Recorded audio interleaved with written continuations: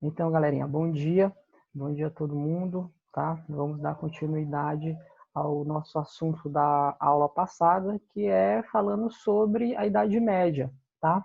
Então, na aula passada, a gente começou a falar sobre a Idade Média do Oriente, né? Falamos sobre a formação do Império Islâmico e um pouquinho lá sobre o Império Bizantino. Hoje nós iremos concluir esse estudo da Idade Média Oriental e iremos passar para a Idade Média do Ocidente, tá? E na próxima aula a gente fala sobre, né, o que estava acontecendo no continente africano durante esse período da Idade Média, certo? Ok? Então vamos lá. Bom dia para quem chegou agora, tá? Então deixem logo o caderno do lado para que possam fazer as anotações de vocês, ok? Qualquer dúvida já sabe, só utilizar o chat aqui que eu estou, tá, tirando as dúvidas de vocês. Então, beleza. Como eu tinha dito, né, nós temos dois fatos interessantes lá na história da Idade Média do Oriente. E lembrando sempre, tá, a Idade Média ela vai do século V até o século XV, século V depois de Cristo até o século XV. Qual é o fato que marca o início da Idade Média? A invasão dos bárbaros no Império Romano do Ocidente. Tá? A invasão dos bárbaros, ou seja, o fim do Império Romano no Ocidente, através, né, das invasões bárbaras ou das migrações bárbaras, no ano de 476. Então, a partir desse momento, o Império Romano do Ocidente chegará ao fim. Entretanto, nós tínhamos outro Império Romano, que era o Império Romano do Oriente, também chamado de Império Romano Bizantino, tá? Cuja sua capital era em Constantinopla, a atual Istambul, na capital da Turquia. E aí a questão é, por que esse império ele não chegou ao fim? Porque ao longo desse século V, né, ao longo desse processo de migração bárbara, né, o Império Romano Bizantino, ou simplesmente o Império Bizantino, ele soube se proteger dessas invasões, né, dessas migrações bárbaras na região do Oriente.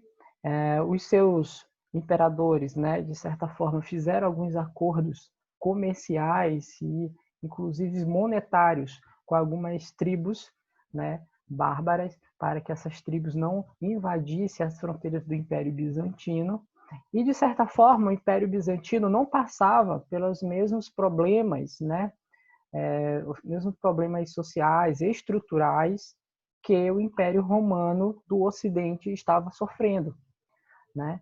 Haja vista que o Império Romano do Ocidente era bem maior do que o Império Bizantino e nós tínhamos o quê? Nós tínhamos um problema de gestão administrativa, nós tínhamos um problema de questão cultural, né? A religiosidade lá era bem mais marcante, até porque a sede da igreja, né, era na Península Itálica, em Roma, então a igreja exercia uma influência, né, a igreja que lá do século III está sendo estruturada.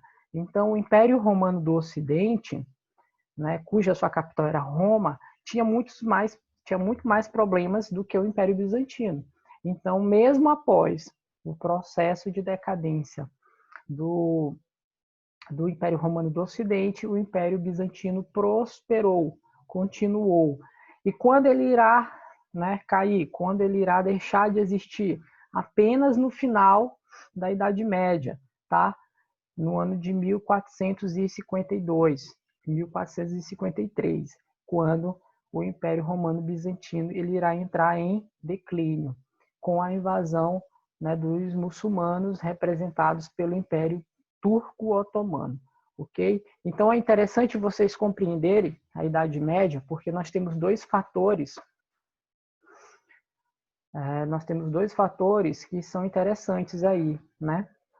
Então, vocês compreendam da seguinte forma: a Idade Média começa com o fim do Império Romano do Ocidente e a Idade Média termina com o fim do Império Romano do Oriente, que é chamado de Império Bizantino. Ok?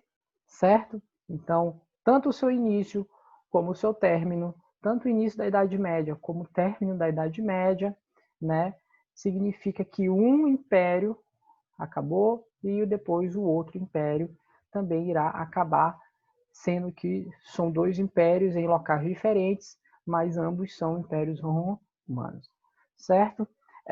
Qual a diferença entre o Império Bizantino, né, ou seja, o Império Romano Oriental, para o Império Romano do Ocidente? São diferenças principalmente culturais, tá? O Império Bizantino tinha muita influência da cultura grega, tá? Inclusive, no final da aula passada, eu falei para vocês que Bizâncio, né, que era o nome da cidade, que também era chamada de Constantinopla. A cidade tinha dois nomes. O primeiro nome que ela tinha era Bizâncio, mas depois, né, com o rei Constantino, ela passou a ser chamada de Constantinopla. Então, ela era chamada de Constantinopla e Bizâncio. Ambos os nomes eram referentes à mesma capital. Então, esse nome Bizâncio vem de Bizos, que foi um rei grego, né, que governou aquela região na época em que nós tínhamos a civilização grega. Então, essa região, né, do Império Romano Bizantino ou do Império Bizantino, um dia lá atrás, né, no século V, né, no século IV, no século III antes de Cristo, antes de surgir a própria Roma, pertencia aos gregos. Então, né, depois que o Roma surgiu e Roma dominou províncias gregas, né, Bizâncio foi incorporada ao Império Romano. E aí muito do legado, muito da cultura grega, seja ela em termos artísticos ou seja ela em termos políticos, permaneceu em Bizâncio, permaneceu em Constantinopla. E isso é muito importante, porque nós vamos ter um rei lá chamado Justiniano. Tá? Justiniano ele vai governar a Constantinopla, né, o Império Bizantino, e ele vai fazer algumas reformas políticas através do seu código, né, o Código de Justiniano, né, o Juris Civis, né, que era um código de justiça, que vai ser um código muito importante para, né, todo o mundo, tanto o Ocidente como, né, o Oriente, porque ele é um código que traz regras e cumprimento de deveres e ele estipula, né, uma certa organização em termos sociais. E isso é uma criação do Império Bizantino, né? Tinha princípios políticos, tinha princípios administrativos econômicos, tá? Então, a elaboração desse código de justiça, que inclusive quem vai fazer direito, né, se Deus quiser que alguns vão ser advogados e juízes, vocês vão estudar, né, a história do Império Bizantino e observar que o código, né, de Justiniano vai ser uma base para os códigos civis que irão surgir ao redor do mundo, tanto ocidental como do mundo oriental. Né? E para quem não sabe o que é um Código Civil, é um livro dos quais tem as regras, os deveres e o que pode, o que não pode, né, a sociedade fazer, né, perante a justiça. Então nós temos aí um princípio judiciário sendo criado, princípio judiciário esse que mais na frente, né, vai se tornar um dos três poderes, né, porque vocês sabem que nós temos três poderes: o executivo, o legislativo e o judiciário. Então, a gente percebe que a cultura bizantina é uma cultura muito importante para a formação, né, da organização do mundo moderno, do qual irá surgir mais adiante. Ok? Outro fato interessante ainda do Império Bizantino, além do Código Civil, né, do Código de Justiça de Justiniano, vai ser justamente o posicionamento religioso. Então, no ano de 1053, né, se não me falha a memória, nós vamos ter a Cisma do Oriente. O que é a Cisma do Oriente? As igrejas serão divididas em duas igrejas. Nós vamos ter a Igreja Católica Apostólica Romana, que é a igreja com sede em Roma, que é a igreja popularmente chamada de católica, e teremos a Igreja Ortodoxa, tá? A Igreja Católica Ortodoxa, com sede em Constantinopla. Então, teremos duas igrejas cristãs, duas igrejas católicas, porém, elas têm dogmas, elas têm princípios religiosos um tanto diferentes. Entre esses princípios religiosos, por exemplo, a questão do Calvário, né? A forma como os católicos romanos, apostólicos, observam Jesus Cristo é um tanto diferente de como os ortodoxos têm ele, né?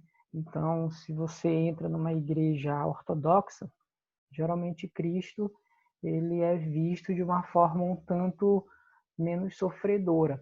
Enquanto na Igreja Católica Apostólica Romana você vê todo o sacrifício de Jesus Cristo para salvar a humanidade, né? Todo o seu calvário, a sua crucificação. Então isso é uma questão de liturgia, como cada uma trabalha com a questão religiosa. Mas o fato mais importante entre a diferença das duas igrejas é que a Igreja Católica de Roma, quem lidera ela é o Papa, e quem lidera a Igreja Ortodoxa Católica é o imperador, tá? Então aqui funciona uma coisa chamada Césaropapismo, tá? O Césaropapismo, ou seja, o imperador governa a Igreja, né, Católica Ortodoxa Bizantina, tá? E por que isso? Porque mistura muito a questão política com a questão religiosa na Igreja Ortodoxa, certo? Ok? Outra coisa interessante, ainda falando desses termos religiosos, é a questão da não adoração de imagens, tá? Então, as imagens de santos, né, as imagens que eram feitas na Igreja Católica, né, Apostólica Romana, elas não são aceitas pela Igreja Ortodoxa. Inclusive, tem até um movimento que acontece lá em Bizâncio, lá em Constantinopla, que todas as imagens de santos serão quebradas, né? Então, o imperador, ele acaba perseguindo e acaba censurando todos aqueles que faziam imagens de santos ou adoravam imagens de santos, ok? Então, esse também é um fator de diferença entre as duas igrejas. Mas a gente não vai adentrar aqui nesses pormenores, mas essa questão já era uma questão que envolvia fatores econômicos lá em Bizâncio, né? Alega-se naquele momento que o imperador, né, fez essa caça às pessoas que adoravam santos ou faziam imagem de santos, pois essas pessoas gastavam os seus recursos financeiros fazendo esse tipo de coisa e não pagando os impostos, né? Então, isso também já envolve aí um fator econômico que mais lá na frente vocês vão estudar sobre isso, ok? Entendido esse primeiro momento? Então, nós temos dois impérios romanos, um que chegou ao fim em 476, através, né, das migrações ou das invasões bárbaras. Que império era esse? O Império Romano do Ocidente, cuja sua capital era Roma.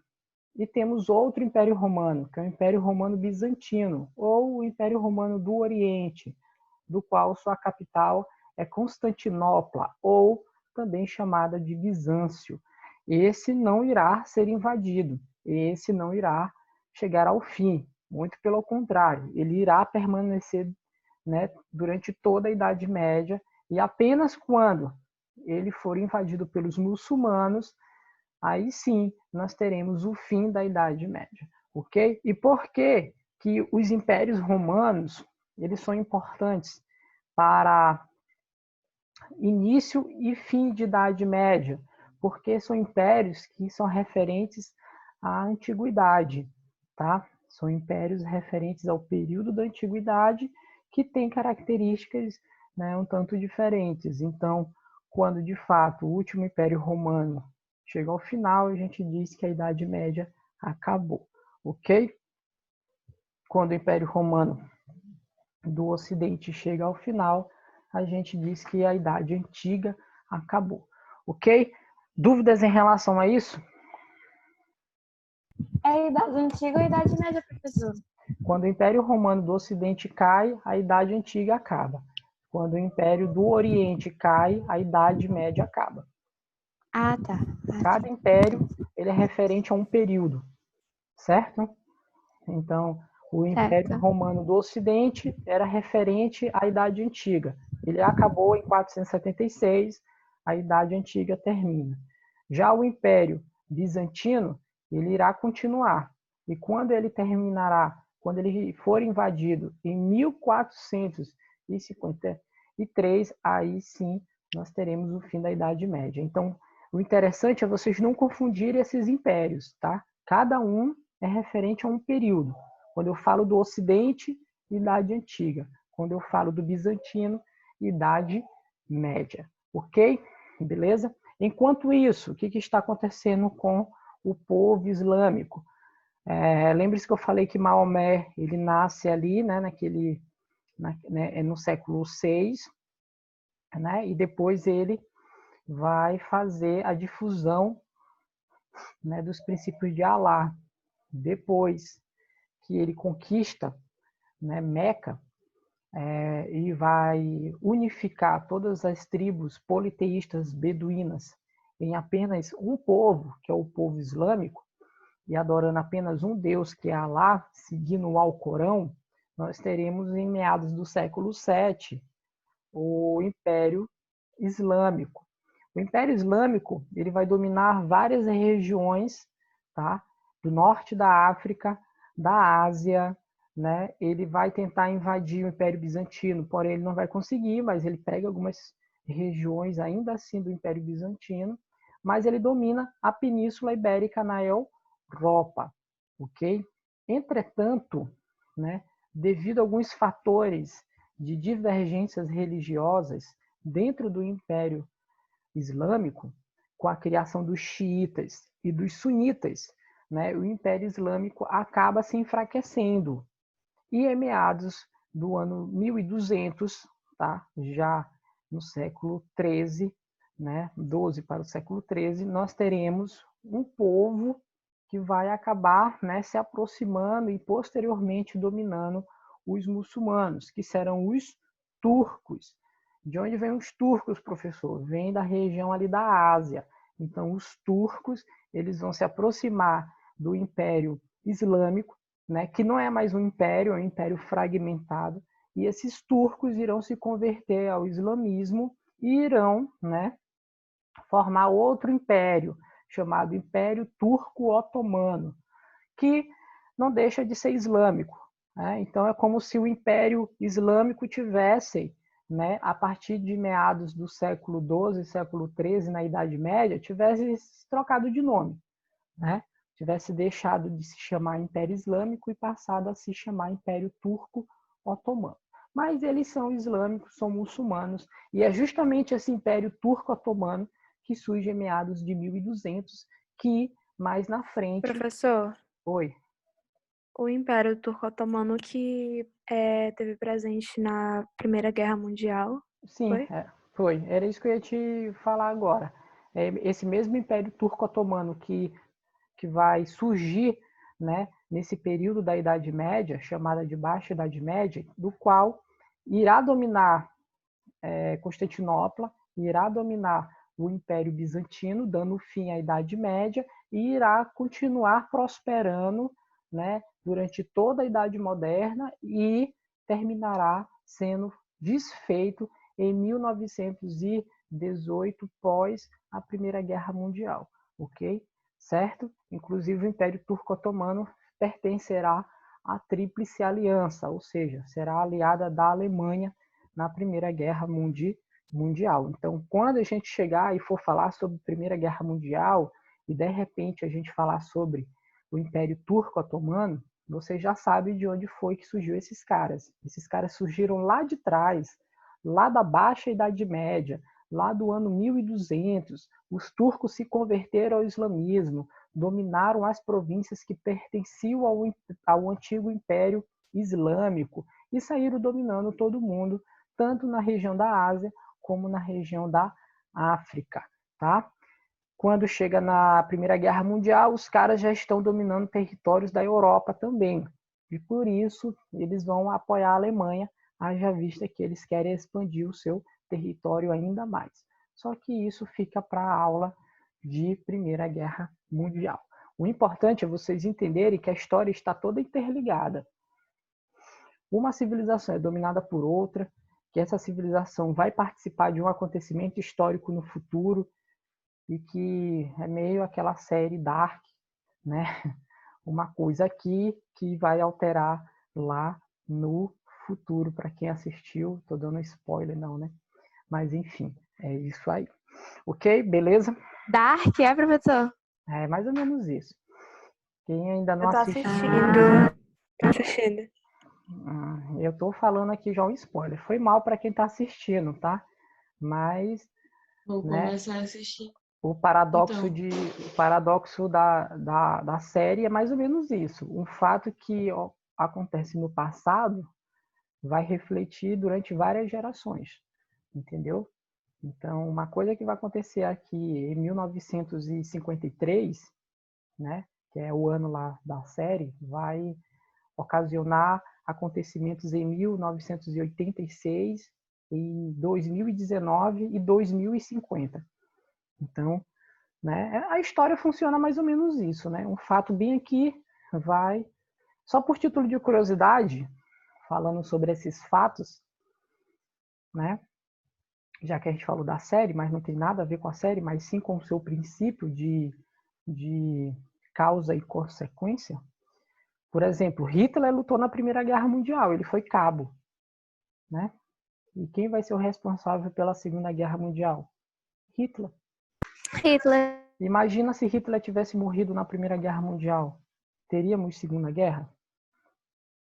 Essa é a questão, né?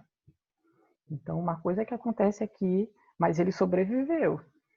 Então, né, são coisas que a gente para analisar. É a mesma coisa dos impérios que eu estou falando para vocês, ok? Certo? Qual é a série? É Dark, da Netflix. Muito boa a série. Indico para vocês assistirem. A terceira temporada vai começar agora. Estou fazendo propaganda aqui, não vou na minha, né? Mas a série é bem legal para quem gosta de história. É que eu já ia te perguntar, tá? Para quem gosta Fazendo muita propaganda. Para quem gosta de história e para quem gosta de essa questão de viagem. Tem mistério, suspense. Tem viagem no tempo, paradoxo, tu fica assim com a cabeça assim meio, entendeu?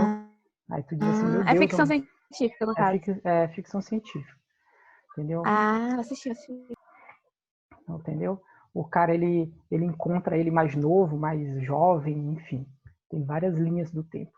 Mas voltando para a história, né, real, vamos agora falar sobre o Império Romano do Ocidente, tá? Não se preocupem, professor, não entendi bolofas sobre o islamismo, sobre o Império Bizantino. Não se preocupem, porque daqui para frente eu sempre vou estar relembrando e revisando isso aí para vocês, tá? Ok? Então, bora falar agora sobre o Império Romano do Ocidente e, de fato, o início da Idade Média. Perdão. Então, vamos lá. 1476, século V, de fato, no mês de setembro, tem até o mês, setembro, né, o último rei romano, né, do Ocidente, ou seja, o último rei de Roma, ele vai ser destituído, ou seja, ele vai ser expulso, né, do seu posto de rei. O nome dele era Rômulo Augusto, tá? O nome dele era Rômulo Augusto. Então, Rômulo Augusto, ele vai ser o último rei de Roma, certo? Ok? E o que acontece nesse período? Vai acontecer, né, o firmamento do processo dos povos germânicos na região de Roma. Quem eram os povos germânicos? Os povos germânicos eram povos bárbaros. E quem eram os bárbaros? Galerinha, os povos bárbaros eram povos que habitavam, né, regiões ao norte da Europa e regiões ao leste da Europa, tá? ou seja, eram povos que habitavam regiões que não pertenciam ao Império Romano. E, professor, o Império Romano era tão grande assim? Era, o Império Romano era gigantesco. O Império Romano ocupava basicamente quase toda a Europa, seja do lado, seja da região central da Europa até a região do oeste da Europa, fazendo ali fronteira com o Oceano Atlântico e ao sul com o Mar Mediterrâneo. Então, o Império Romano era muito grande. Já esses povos bárbaros, ou as tribos bárbaras, eles viviam naquela região ali do norte da Europa. Aí, por exemplo, os vikings, que viviam nas regiões mais frias da Europa. E nós tínhamos outros povos, né, que viviam mais na região do leste, onde hoje é a Rússia. Esses povos eram os eslavos, por exemplo. Eles viviam naquela região. Mas aqui, próximo à fronteira central da Europa, a fronteira que ficava, né, dos povos bárbaros e o Império Romano, nós temos os germânicos. Então, os germânicos, eles eram os povos bárbaros mais próximos, tá, dos romanos. E mesmo antes do fim do Império Romano, os germânicos já faziam algumas transações comerciais, né, algumas relações comerciais com os romanos. Então, por isso, os germânicos, eles serão os primeiros povos bárbaros a ocupar territórios do antigo Império Romano. Uma resposta aí de Enem para vocês. Por que que os povos germânicos são os povos bárbaros mais importantes nesse processo de fim de Império Romano do Ocidente? Porque os caras já estão ali nas fronteiras do Império Romano desde o século III, antes mesmo, né, do fim do Império Romano acontecer, os caras já estão fazendo comércio, né? Já estão mantendo uma certa relação com os romanos. Como vocês já sabem, o Império Romano ele já vem se desgastando antes mesmo dos bárbaros chegarem lá. O Império Romano tinha problema de gestão, de corrupção, de falta de recurso, tinha problema religioso, tinha problema de grande extensão territorial. O que mais tem, queridinhos, é problema no Império Romano. Os povos bárbaros invadindo o Império Romano, eles não vão ter dificuldade. Por quê? Porque os imperadores, no caso, o último imperador, que era Rômulo Augusto, já não tem força para controlar a população, para manter o Império Romano longe de qualquer tipo de invasão. Haja vista que nós já tínhamos todos esses problemas que eu acabei de citar para vocês. Então, devido a alguns problemas que os povos bárbaros também passavam, e que problemas eram esses? Falta de alimentos, problemas climáticos, conflito entre eles. Esses povos acabaram cada vez mais saindo dos territórios dos quais eles habitavam, norte, leste da Europa, e indo em encontro às muralhas e às fronteiras do Império Romano. Haja vista que nós tínhamos os germanos, que já estão lá há mais tempo. Adivinha quais foram os primeiros povos bárbaros a invadir o Império Romano? Os germânicos.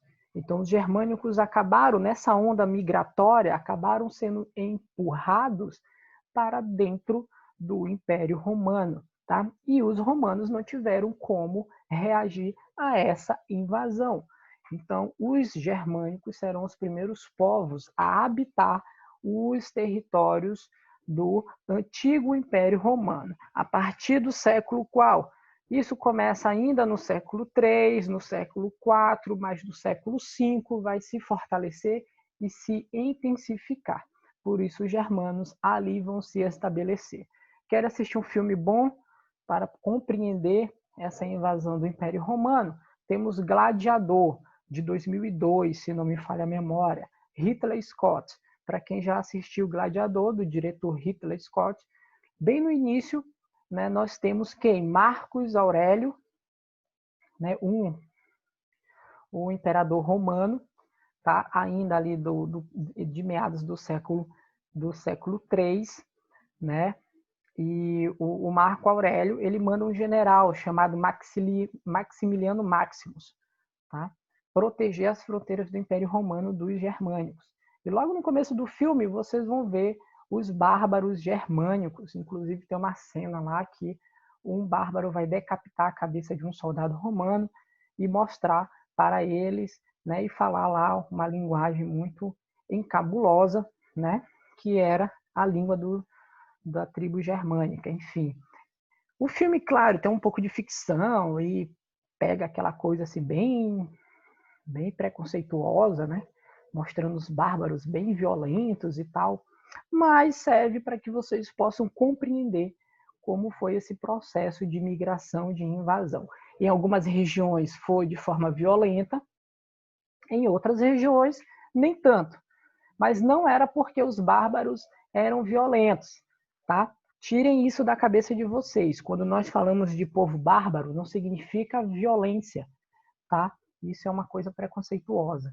Todo povo bárbaro era assim chamado, barbaroide, essa é a melhor palavra em latim, porque ele não possuía, tá, a cultura dos romanos, tá? Eles não falavam o latim, eles não eram cristãos, tá? Eles não possuíam as mesmas organizações dos romanos, eles não se organizavam em império, eles não possuíam os mesmos princípios romanos, ou seja, eles não eram romanizados. Por isso, esses camaradas eram chamados de bárbaros, ou seja, os romanos eram um tanto xenofóbicos, né? Eles achavam que sua civilização era, né, superior às demais e por isso eles não valorizavam a cultura das outras civilizações, por isso chamavam elas de bárbaras. Então toda a civilização bárbara ou a civilização dos bárbaros eram de povos não romanizados. Ok? Entendido até aí? Compreendido? Já sabem quem são os germânicos? Interessante, né, é que os germânicos tinham algumas características próximas, tá? Próximas aos romanos, como, por exemplo, o matrimônio, alguns tipos de organizações territoriais, né?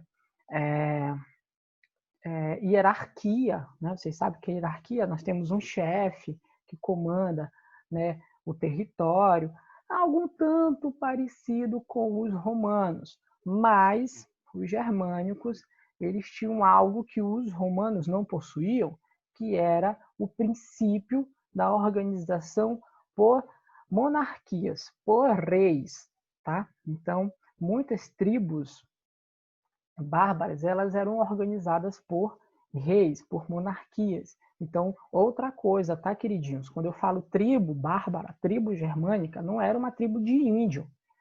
Não, os caras não viviam em ocas, tá? Uma organização tribal, toda vez que eu falo isso, aí o cara pensa logo que é uma tribo indígena. Não, tribo, tá? É apenas o quê? É apenas uma nomenclatura para um clã social, ok? Então, nós tínhamos esses clãs sociais que eram chamados de clãs tribais, ok? Certo?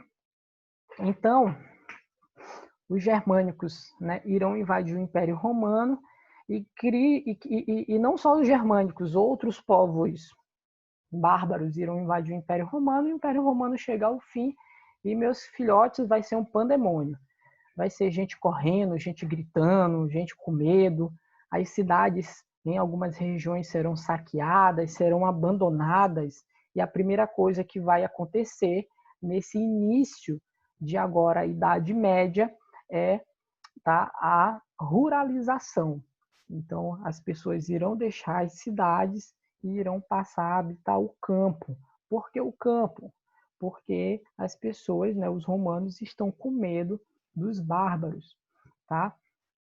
Estão com medo do diferente, né? Imagina, nós aqui, né, em São Luís, vivemos no Império Romano e o imperador sempre dizendo, olha, os bárbaros são violentos, os bárbaros querem invadir o império. De repente, os camaradas cruzam ali o Estreito dos Mosquitos.